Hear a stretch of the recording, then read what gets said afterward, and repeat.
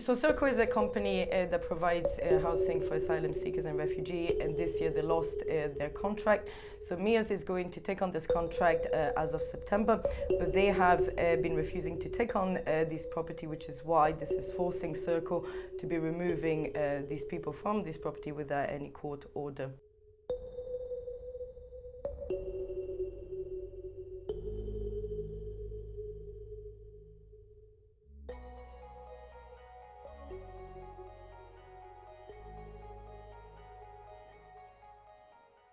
With 300 refugees under threat of eviction in Glasgow, how did Living Rent get involved in this campaign? This all started last year when we first heard, as you said, 300 asylum seekers and refugees were going to be evicted, and we thought that there was something that needed to be done. We started to just organize meetings, started to think about what we could do, organize demonstrations outside of Circle in the city centre, and we had like this kind of week of action where we went to visit all the housing associations as well that we knew had contract with Circle. We did a lot of research to find out about where were the 300 people going to be evicted from, which neighbourhoods they were from. We've been building neighbourhood power in these neighbourhoods. We're asking them what kind of support they need. That can be from staying in their house to make sure their lock doesn't get changed while they're out, to doing vigils outside their door, or just completely organising resistance to make sure the evictions don't go ahead. We went the other day in Maryhill, and we were there with the No Eviction Campaign, just offering solidarity to one tenant that had received a letter from Circle.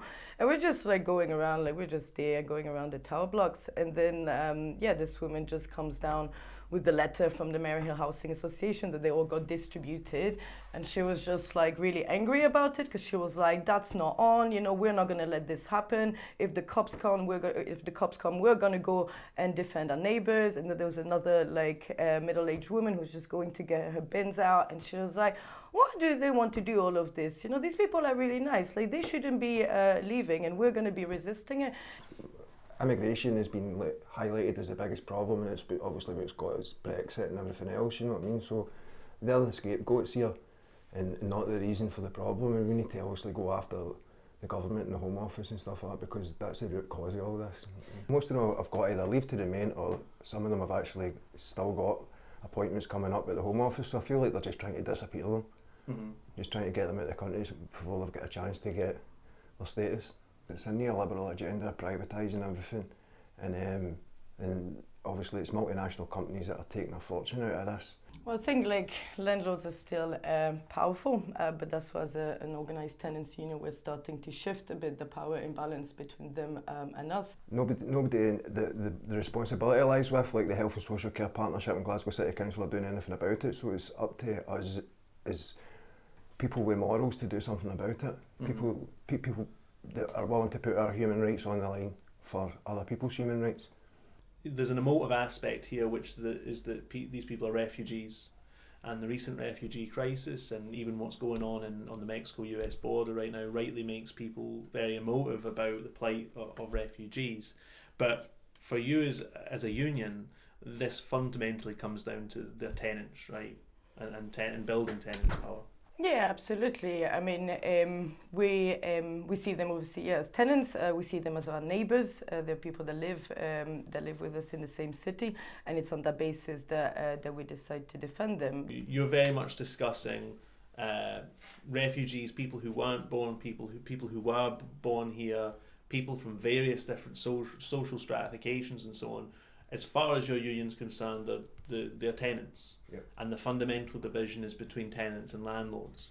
Mm-hmm. And those other things don't come into it. What can that give to a society so riven by forms of discrimination and the rise of kind of authoritarian far-right groups and so on?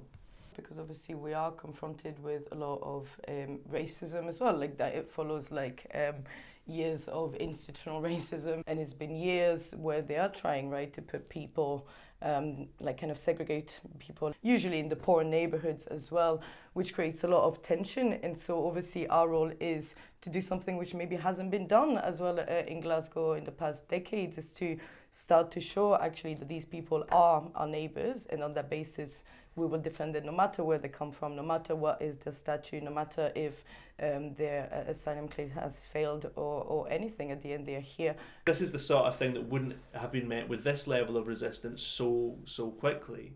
What does that suggest about the need for permanent organisation for tenants?